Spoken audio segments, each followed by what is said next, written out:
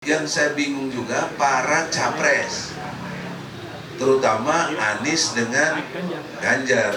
Mestinya dia boikot. Mestinya dia mempersoalkan ini Boykot, juga. iya, boykot. Kan ibarat nih, ini nomor 1, nomor 2, nomor 3 bertanding. Kita tahu nih nomor 2 nih, saya ini curang gitu loh. Udah pasti menang. Masa ente diam aja. Itu kok diam aja, nggak protes kita, nggak apa, nggak. Pidatonya juga kemarin, ya Allah, nggak ada yang berkualitas untuk bangsa ini gitu. Jadi kalau Jokowi yang tersinggung, Jokowi sendiri yang ngadu, bukan si kutu kupret siapa itu yang nggak jelas, si fulani atau siapa gitu. Tidak bermaksud menuduh ya, Mas Inton, kita sahabat, ente belum aktivis, itu udah aktivis duluan gitu. Itu masih ada bohong. Datang mestinya Anda udah janji, karena kalau dalam Islam Anda ingkar janji, Anda bagian dari orang munafik gitu. Pertanyaannya kenapa Gibran enggak? Gitu. Pemerintah di Jimli, dia legislatif kok, DPD kok bertindak jadi hakim. Gimana logikanya itu?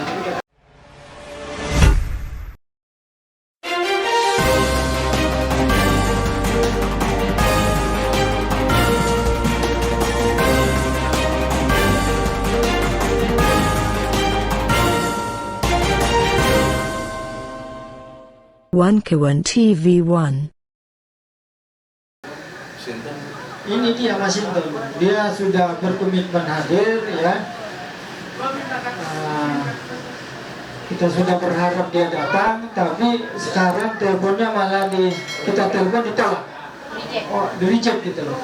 Jadi ini tadi sudah dikomentari oleh Bu Muslim, ada apa gitu loh. Seharusnya kan kita ingin verifikasi faktual, mengungkap fakta hak angket ini maunya bagaimana gitu loh ya. Nah, jadi kita tidak bisa berbicara banyak tentang hak angket. Nanti kita akan menduga-duga. Persoalan kedua adalah laporan tindak pidana KKN oleh tim pembela ulama dan aktivis Saudara Profesor Dr. Edi Sucana SHMH ya, MSI. Jadi kita ingin tanda-tanda ya apa yang disampaikan oleh beliau, hal-hal apa saja yang dilaporkan, mengapa harus dilaporkan, apa alasan hukumnya, ya kan? Terus apa tindakan selanjutnya harus kita lakukan dari kawan-kawan posko relawan dan para aktivis yang ada di sini, ya kan? Karena kita sudah, ini satu contoh soal saja ya. Jangan sampai laporan ini juga nasibnya juga sama dengan kasus ijazah palsu ya, sampai hakimnya lari terbirit-birit di pengadilan ya, didesak untuk menghadirkan ijazah asli itu, tapi sampai sekarang belum dihadirkan dan menggantung. Bismillahirrahmanirrahim. Assalamualaikum warahmatullahi wabarakatuh. Singkat saja, saudara-saudara, kita aktivisnya sudah pengalaman lah. Dalam kesempatan ini ada beberapa hal. Satu, yang terbaru, kemarin saya ke Mahkamah Konstitusi untuk mempersoalkan putusan nomor 90 itu tidak sah. Tentu berdasar, tolong nanti yang medsosnya kutip Undang-Undang nomor 48 tahun 2009 pasalnya 17, mulai dari ayat 4, 5, 6, 7. Di undang-undang itu disebut Undang-Undang Pokok Kehakiman, bahwa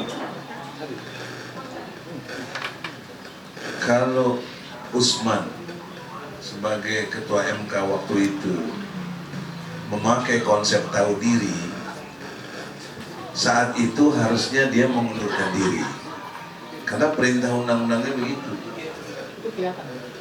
Jadi bagi hakim yang ada hubungan kepentingan keluarga itu diwajibkan mengundurkan diri.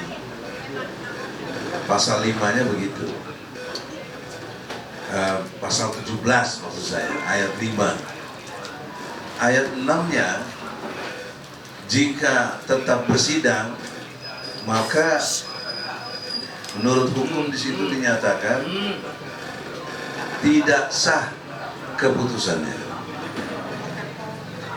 Fakta yang ada tetap bersidang dan dibuktikan juga dengan putusan MK, Usman melanggar, dipecat, ya. Walaupun tidak sebagai hakim, dicopot aja jawab ketuanya, tapi itu bukti nyata secara hukum ada pelanggaran serius.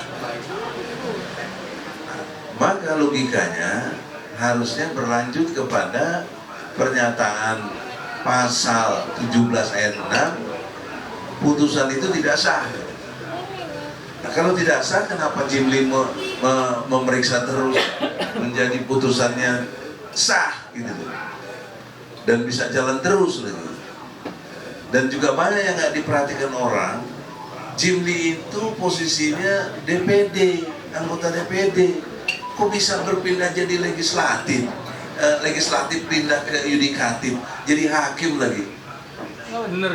Ini bagaimana cara berpikir logika hukum institusionalnya itu nggak benar gitu. Jadi ini bukan kebencian, bukan karena nggak suka, tapi logika hukum telah diacak-acak oleh mereka itu. Ini sebenarnya skenario yang mengerikan yang mereka sudah atur gitu. Dikorbankan Usman, yang penting Gibran lolos gitu. Seharusnya tidak boleh lolos karena putusan nomor 90 itu tidak sah secara ilmu hukum. Ada pasalnya. Nah, lalu bagaimana lanjutnya? Seperti Nur Lapong bilang, saya usulkan pasal 7-nya. Di pasal 7 itu, pasal 17 ayat 7 Undang-Undang 48 tahun 2009 tentang pokok kehakiman, diminta hakim yang berbeda mengadakan sidang ulang. Itu mesti sidang ulang itu, karena nggak sah. Tapi kenapa kok semalam bisa ngajukan nomor urut gitu loh?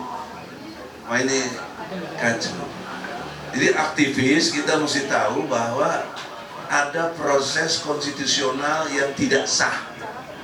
Dan itu confirm, bisa dicek sendiri pakai akal kita, pakai data yang ada, ya, lihat fakta-fakta yang ada, bahwa itu satu kondisi objektif pelanggaran konstitusi. Dan dilakukannya oleh Mahkamah Konstitusi yang katanya penjaga konstitusi. Bagaimana negeri kita begitu? Hanya demi kekuasaan yang disebut menjadi politik dinasti. Nah, saudara-saudara, bagi kita sekarang yang aktivis, kan sini aktivis semua ini, apa peran serta Anda untuk ini sebagai peran serta publik untuk berbuat sesuatu? Bela negara, atau dalam konteks bela negara, bela suara rakyat. Bela suara rakyat. Nur Lapong sudah adakan ini salah satu bentuk kegiatan partisipasi solidaritas untuk mempersoalkan keadaan yang tidak benar. Saya sudah berusaha ke MK sebagai advokat untuk mempersoalkan ini dan terus mendesak sampai ada sidang ulang. Kenapa saya tempuh ini? Kenapa nggak saya buat gugatan? Nggak perlu, karena gugatan butuh waktu paling sedikit 5 bulan. Tapi kalau protes ini bisa seketika dilakukan kalau MK-nya itu mengerti undang-undang. Nah, sekarang ada di kita desakan kah? Apakah sudah pantas people power mengeluarkan itu? Nah, itu yang perlu dibicarakan serius. Sudah kan jangan banyak omdo aja kita ini. Kalau saya sudah berbuat dan sekarang harus dipimpin untuk people power, ya kita jabanin. Ya, walaupun gara-gara ngomong begini dulu kita di penjara gitu loh. Ya, 2009. Nah, mungkin situasinya berbeda sekarang kan. Ada kondisi objektif yang mengkondisikan untuk itu. Nah, sekarang yang kedua, yang saya bingung juga para capres. terutama Anies dengan Ganjar. Mestinya dia boikot. Mestinya dia mempersoalkan ini Boykot, juga. dia boykot. Kan ibarat nih, ini nomor 1, nomor 2, nomor 3 bertanding. Kita tahu nih nomor 2 nih, saya ini curang gitu loh. Udah pasti menang. Masa ente diem aja? Itu kok diem aja, nggak protes kita, nggak apa, nggak. Pidatonya juga kemarin, ya Allah, nggak ada yang berkualitas untuk bangsa ini gitu. Karena kepemimpinan itu dalam perspektif akal sehat yang benar, pemimpin itu adalah orang yang mampu merubah keadaan dari tidak baik menjadi baik, dari keadaan tidak demokratis menjadi demokratis, keadaan yang tidak islami menjadi islami. Itu pemimpin, fungsinya sebagai kemampuan merubah. Nah, kalau dia tidak bisa merubah keadaan, bukan pemimpin, apalagi merubahnya menjadi lebih buruk ya, dari yang dulu-dulu ya. Bukan pemimpin, itu malah perusak ya. Sebab dulu misalnya utang luar negeri kita nggak sampai seperti sekarang ribuan triliun, 3 kali lipat dari 6 presiden 3 kali lipat dari 6 presiden. Itu kan berarti jauh lebih buruk dan gagal itu. Ini pemimpin yang gagal. Nah, pemimpin yang gagal mengkondisikan anaknya untuk naik. Kan kita akan menjadi gagal lebih lagi. Bapaknya aja gagal, apalagi anaknya begini. Jadi martabak semua nih lah. Ya. Nah, itu contoh logika yang sederhana tapi nggak diprotes. Mestinya kan diprotes, ini nggak benar melawan hukum. Mestinya sudah didiskualifikasi gitu. Tapi tetap bisa bertanding dan lain sebagainya yang membuat kita rakyat cuma jadi penonton melongo. Jadi kita apa ini? Jangan lupa kita ini republik. Re itu kan kembali ke siapa? Ke rakyat. Publik itu rakyat. Lalu bagaimana keadaan gini kalau kita pakai konsep republik? Nah, ini nggak banyak dibahas orang, republik itu. Kok malah kembali ke dinasti? Kok kembali kepada kayak sistem kerajaan, monarki? Ditambah disadari sistem monarki dengan variasi yang berbeda berlaku sekarang ini. Sesungguhnya monarki, karena nggak lihat yang lain. Nggak ada yang berani nyalahkan presiden, sama king can do not wrong. Raja nggak bisa disalahkan. Ini yang terjadi terus ya. Nah, kita lihat ada berani dari juru bicara Ganjar, sekarang dilaporin polisi itu si Aiman itu, hanya ingin mengkritik kenapa ada oknum, padahal dia ngomong oknum. Nah, sekarang diperiksa polisi. Nah, jadi udah main institusi yang mengerikan. Mereka tidak bisa mempersoalkan kita karena kita punya dasar hukum yang kuat dan posisi saya advokat. Advokat itu tidak bisa dipidana atau digugat. Nah, ini harus dimengerti oleh rakyat. Dasarnya Undang-Undang Nomor 18 Tahun 2003 Pasal 5. Bahwa polisi, jaksa, hakim, dan advokat adalah penegak hukum. Jadi saya bicara begini, mengadvokasi untuk penegakan hukum dalam rangka membela rakyat. Nah, rakyat spesifiknya saya bela di sini ulama dan aktivis. Ya, karena banyak ulama yang dikriminalisasi dan kita aktivis banyak yang dikriminalisasi. Nah, Aiman itu aktivis juga sekarang, ya. Nah, jadi aktivis jurnalis, kita harus bela. Kalau dia minta bela kita, kita bela. Tapi walaupun nggak minta bela, secara opini saya bantu bahwa dia itu sudah benar. Nggak ada kok kenapa dipersoalkan. Gitu. Juga siapa lagi? Termasuk Adian Napitupulu, Hasto. Walaupun saya berbeda secara politik, tapi dia dikriminalisasi secara hukum, nggak benar itu. Kenapa? Ini kan deliknya delik aduan. Jadi kalau Jokowi yang tersinggung, Jokowi sendiri yang ngadu, bukan si kutu kupret siapa itu yang nggak jelas si fulani atau siapa gitu. Ini ilmu hukum. Kok ilmu hukum nggak dipahami gitu? Enak aja main ditabrak. Nah jadi kita fokus sekarang, nggak usah melebar bicara yang lain. Ini ada capres cawapres yang tidak sah menurut putusan Mahkamah Konstitusi. Tidak sah, dasarnya Undang-Undang nomor 48 tahun 2009 pasal 17 ayatnya 4, 5, 6, 7 harus disidang ulang. Tapi kenapa tetap berlangsung?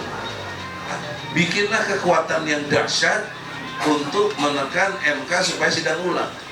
Kalau MK juga nggak melakukan, ya sudah, people power yang mungkin jadi tidak terkendali dan lain sebagainya itu urusan kemudian.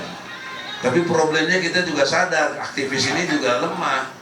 Ya, kalau mau berangkat minta ongkos, minta ini, minta itu. Gimana kita mau menang? Nggak mau berjuang dulu, nggak mau berusaha maksimal. Kalaupun ada sedikit yang begitu. Ya, oleh karena itulah, nggak usah banyak diskusi. Kita fokus kepada gerakan people power, karena udah nggak bisa diharapin lagi yang lain. Ya kita wujudkan ke sana. Digalang karena itu. Nah, Nur Lapong, keluar siapa koordinatornya segala macam dan bikin presidium. Ya.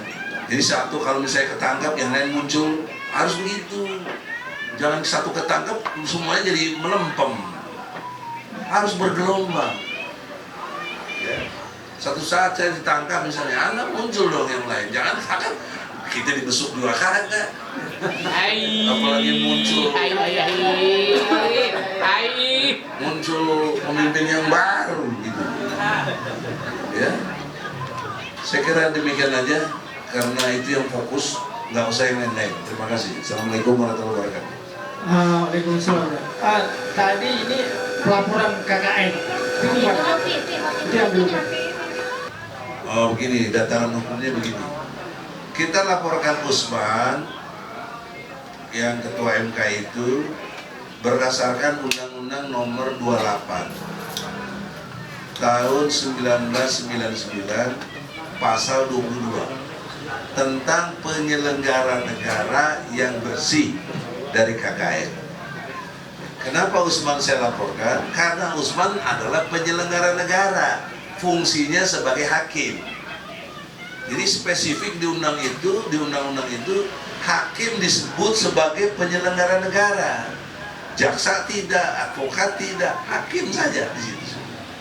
Undang-undang itu, boleh saya cek di Google kan ada itu. Dan sanksinya saudara 2 tahun sampai 12 tahun. Jadi harusnya sudah ditangkap Usman ini, karena lebih dari 5 tahun sanksinya. Tidaknya kawan-kawan Posco itu dulu yang diramain di Polda itu di. Ya mestinya nanti satu saat tolong Pak Muslim pimpin datang ke Polda, nanyakan bagaimana laporan kita. Laporan kita nggak digubris, padahal laporan kita jauh sebelum sidang MK, belum sidang MK. Dan ternyata sidang MK memutuskan si Usman salah berat, pelanggaran berat, konteksnya KKN, dan dipecat. Itu alat bukti kita gitu loh seharusnya untuk nangkap Usman. Udah jelas alat buktinya melalui persidangan, tapi polisi tidak ada bergerak untuk ini. Ini ada apa juga? Tolonglah, jangan semuanya yang disujana ya nggak bisa gitu kan, terbatas kemampuannya segala macam. Yang lain aktivis lain, ulah cici, itu poin penting dari laporan KKN kepada Usman. Dia melanggar Undang-Undang nomor 28 tahun 99 pasal 22. Jadi, sebagai penyelenggara negara tidak dibolehkan melakukan nepotisme. Undang-undang ini belum pernah diberlakukan sampai detik ini. Belum pernah ada yang kena dengan undang-undang itu. Baru ini sekarang. Di samping hakim penyelenggara negara yaitu presiden, MPR, DPR itu penyelenggara negara. Mestinya kena dengan undang-undang ini, banyak sekali di sana. Tapi nggak dilihat karena pengetahuannya mungkin nggak ngerti soal undang-undang. Nah kita TPUA, tim pembela ulama dan aktivis, salah satu ketuanya adalah Muslim di bidang aktivis dan advokatnya juga Nur Lapong, supaya bagaimana dengan upaya-upaya yang sederhana ini tapi militan, insya Allah bisa berubah negara ini. Cuma masalahnya kita kurang militansinya, itu masalahnya. Tidak datang, saya pikir nih PDIP drakor aja. Atau drama Israel. Tidak bermaksud menuduh ya, Mas Inton, kita sahabat, ente belum aktivis, itu udah aktivis duluan gitu. Itu Mas Inton bohong. Datang mestinya Anda udah janji, karena kalau dalam Islam Anda ingkar janji, Anda bagian dari orang munafik gitu. Ini munafik Mas Inton. Ini moral ini. Munafik. Kenapa? Karena ukurannya begini, mengukur PDIP, inkonsistensinya. Saya dengar kemarin Bobi Nasution dipecat. Sebelumnya Budiman Sujatmiko dipecat. Murad Ismail istrinya. Muradnya yang dipecat. Itu dia. Pertanyaannya kenapa Gibran enggak? Gitu. Nah, saya menduga bukan takut, ini strategi mereka, tapi melanggar undang-undang pemilu. Ganjar PDIP, Gibran PDIP, kok dimajukan capres dan cawapres dari partai yang berbeda, tapi dia masih satu partai. Ini nggak boleh sebenarnya, orang nggak banyak ngelihat yang begini. Nggak boleh. Seperti tadi Jimli, dia legislatif kok, DPD kok bertindak jadi hakim. Gimana logikanya itu? Saya mau jadi anggota DPR, mesti mundur dari advokat, nggak boleh jadi advokat. Kok ini enak aja? Udah jadi legislatif, usul-usul pindah jadi eksekutif, terus udah selesai balik lagi ke legislatif. Ini negeri apaan gini-gini? Nah, ini juga ini kaitannya dengan Gibran, ya toh? Dan saya lihat lagi mentalitas dari tokoh-tokoh politik ya, Profesor Doktor seperti Yusril ya, seperti ketua partai Golkar ya, PAN, apalagi yang dukung-dukung sana, Gelora juga ya. Masya Allah, kok mau jadi ABG, anak buah Gibran. Jadi ABG semua mereka, heran sih. Kok objektivitasnya itu apa? Apalagi dulu Termasuk Prabowo ABG. ya jadi ABG lagi. Kan dia yang dibilang sama Gibran, jangan takut Prabowo, saya dari sini. Nah, itu kan ABG betul jadinya. Nah, ini nggak ada penghinaan dong. Kalau ada Ya, pelaksanaan. ini kondisi objektif yang kita potret. Nah, kalau kritik bukan penghinaan. Bukan, ini kan jelas. Maka pertanyaan seriusnya, bagaimana negara kita mau baik ke depan? Dipimpin oleh ABG yang belum berkualifikasi. Secara umur saja belum boleh, masih dipersoalkan oleh undang-undang. Dan kata 40 tahun, itu ada di Al-Quran, surat 46, ayat 15. Kalau download dulu bacanya supaya kita tahu bahwa para pendiri negara kita dengan turunannya kemudian membuat undang-undang itu mendasarinya kepada Al-Quran dan hadis antara lain ya. Surat 46 ayat 15 itu menerangkan bahwa batas kedewasaan, batas kematangan orang, sebagaimana juga Rasul diangkat menjadi Rasul umur 40 tahun. Itu ada di Al-Quran ya. Surat ke-46 Al-Kahf ayatnya 15. Jadi oleh karena itu ini yang dirobah-robah, orang juga gak banyak tahu. Dan sesungguhnya dia juga banci, tidak merubah secara total, tapi dengan kalimat membuat frasa baru. Nah, orang semua tahu juga MK itu tidak boleh membuat norma menjadi satu frasa, karena umur 40 tahun itu titik. Ini dibikin koma, kecuali yang pernah menjabat kepala daerah. Pejabat. Surat 46 ayatnya 15 ya. Jadi bagaimana hukumnya sudah titik dibikin koma? Ini jahatnya MK tuh di situ. Dan ini sudah terbukti saya ngomong jahat. Kenapa udah dipecat? Bukan duga-dugaan. Iya. Karena kepentingan siapa? Kalau MK Mahkamah Keluarga. Kepentingan ponakannya. Jadi ABG juga dia. Gitu. Itu logika fakta hukum yang nggak bisa digugat atau dipersoalkan. Udah ketemu? Sudah. Bismillahirrahmanirrahim. Dan terjemahnya aja ya. Dan kami perintahkan kepada manusia agar berbuat baik kepada kedua orang tuanya. Ibunya telah mengandungnya dengan susah payah dan melahirkannya dengan susah payah pula. Masa mengandung, waktu mengandungnya, sampai menyapinya selama 30 bulan. Sehingga apabila anak itu telah dewasa dan umurnya mencapai 40 tahun. 40 tahun.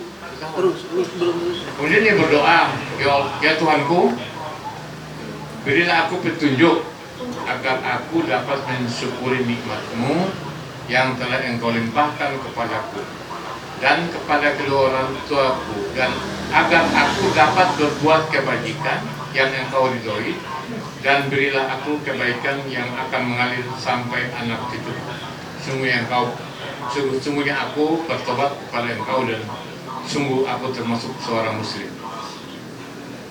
Itu ente seorang muslim. Amin. Muslim itu artinya berserah diri total kepada Allah. Nah ini MK ngacak-ngacak Quran nilainya, dianggap keliru gitu loh, dianggap narasi anak muda itu lebih bagus. Dan kami yang paling tahu kan Allah yang bikin manusia. Dan lagi para pendukung yang ABG tadi membuat narasi, oh bagus ini anak muda apa? Anak muda kalau ini siapa nih namanya? Umur itu berapa? 24. Nah ini anak muda. Kenapa dia kagak jadi capres atau cawapres? Karena dia bukan anak Jokowi. Itu otakannya kita nggak ngerti itu. Kok bangun narasi anak muda apaan anak muda? Si Otto juga tuh anak muda. Kenapa dia nggak jadi capres? Karena bukan anak Jokowi, bukan anak presiden gitu loh. Ah itu contoh negeri kita yang blow on pada umumnya, ya kemudian bisa dikapitalisasi dari keblowonan kita. Elitnya terus ya elitnya blow on, rakyatnya juga. Ya. Nah, kita pintar juga nggak bisa ngapa-ngapain juga. Mau demo gebrak-gebrak juga masih tenggelam aja. Dan menurut catatan 80% masih senang sama Jokowi. Gimana itu? Nah itu kan contoh tidak berimbasnya nilai-nilai Al-Quran yang harusnya diimani, dibaca, dihayati, dimengerti, diamalkan. Tidak, kenapa? Karena Jokowi juga tidak memerankan dirinya untuk menjadikan Indonesia ini dengan rakyatnya itu dibikin cerdas. Karena kewajiban presiden antara lain mencerdaskan kehidupan bangsa. Terus ini tugas presiden, ini malah mengacak-ngacak. Tidak berdakwah yang betul dalam konteks kapasitas Al-Quran. Jadi jangan terus kita dituduh, ini kan bukan negara Islam. Nah itu blow on lah gitu. Pasal 29 ayat 1 UUD 45 mengatakan negara Republik Indonesia berdasar kepada ketuhanan yang Maha Esa. Siapa Tuhan yang Maha Esa itu? Allah. Di mana Allah disebut? Di Mukadimah alinea ketiga. Berkat rahmat Allah dinyatakan kemerdekaan bangsa Indonesia. Allah itu siapa? Tuhannya orang Islam dan semua alam semesta ini. Dia punya hukum apa? Namanya hukum Islam. Harusnya hukum Islam yang berlaku. Siapa yang memberlakukan? Menurut pasal 5 ayat 1 Undang-Undang Dasar 45, Presiden memegang kekuasaan tertinggi dalam membentuk undang-undang dengan persetujuan Dewan Perwakilan Rakyat. Sekarang sudah diubah oleh Undang-Undang Nomor 2002, Undang-Undang Dasar, ya, dipindahkan ke pasal 20 dan 21. Tapi yang pasal 5 ayat 1 masih tetap, cuma dirubah frasanya saja. Bahwa kalau presiden yang mengusulkan undang-undang, DPR menyetujui. Nah, 20-21 kalau DPR yang mengusulkan, presiden yang menyetujui. Substansinya sama. Jadi kekuatan membuat hukum, membuat undang-undang di Indonesia ada pada tangan presiden dan DPR. Mantap. Nah itu contoh. Jadi jangan dituduh-tuduh bikin negara Islam. Enggak ada, ini undang-undang kok, hukum positif harusnya berlaku. Karena presiden dan DPR-nya imannya patut dipertanyakan. Ya, kalau imannya benar nggak mungkin nggak lahir hukum Islam. Itu logika yang sederhana, nggak mungkin. Jadi karena dipertanyakan gimana imannya. Karena ada ukuran iman, bukan ukuran kumaha aing. Ada di surat 23 ayat 1 sampai 11. Surat Al-Mu'minun, bahwa orang-orang yang beriman itu sangat menjaga sholatnya, sangat betul-betul memegang janji, sangat memegang amanahnya, dan tidak melakukan perbuatan yang sia-sia. Itu ayatnya Al-Mu'minun 1 sampai 11. Jadi kalau orang beriman, si presiden itu dan DPR-nya itu nggak mungkin lahir hukum-hukum yang nggak mungkin lahir omnibus law yang merugikan rakyat dan buruh pada khususnya, nggak mungkin.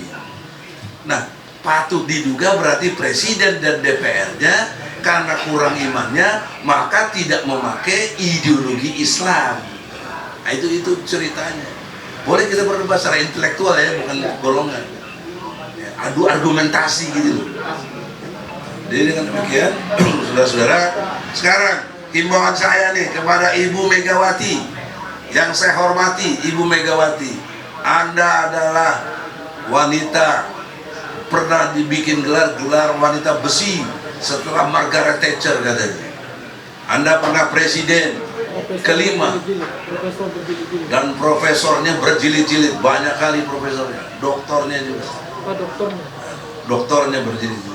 Itu Anda punya partai yang terbesar, Anda punya anggota DPR 128 kursi DPR pegang Anda.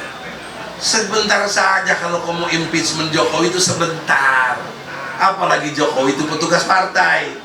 Kenapa kok gini aja susah amat? Kok main drama begini, kok kita jadi susah begitu? Jangan, kalau mau benar bernegara, tegakkan impeachment Jokowi, pecat Gibran. Wah, itu sidang ulang lagi MK ya, karena 3 hakim MK itu berasal dari DPR, 3 lain dari MA, 3 lain dari presiden. Ya, 3 dari DPR lah yang di bawah kekuasaan Ibu Mega. Coba kenapa nggak diperintahkan hakimnya itu untuk bersidang kembali?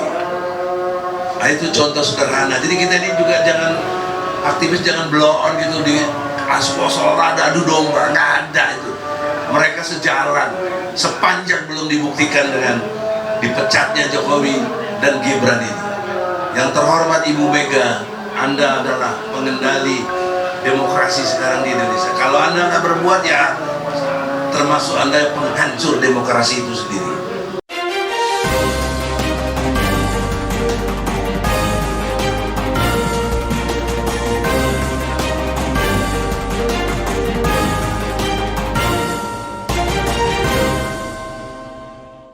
One K1 TV1